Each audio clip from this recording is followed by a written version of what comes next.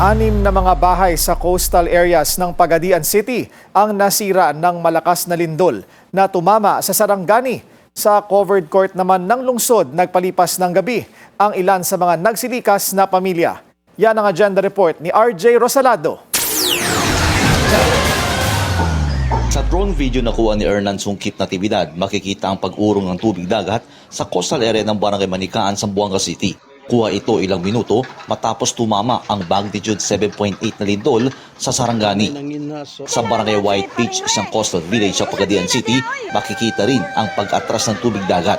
Makalipas ng ilang minuto, unti-unti naman itong tumataas. Nataranta ang ilang residente. Ang babaeng ito nahimatay pa sa takot.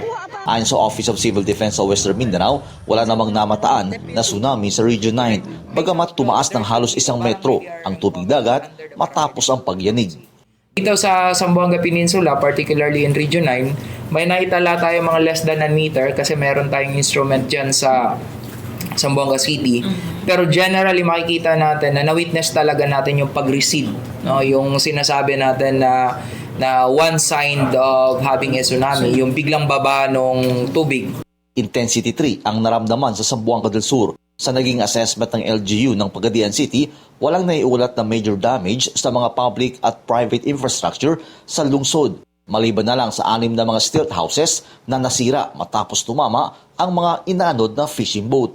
Most likely, if there will be no other further advisories, resume na ang classes tomorrow. Wala na yung suspension for tomorrow. Nagsiuwian na rin ang karamihan sa mga pamilyang nagsilikas dahil sa banta ng tsunami. Pero ang ilan, piniling sa covered court na lang muna magpalipas ng gabi. Bukas pa. Para makakasiguro kami sa kaligtasan namin. Takot pa. Kasi hindi natin alam, baka may trahedya pang babalik din sa lugar namin.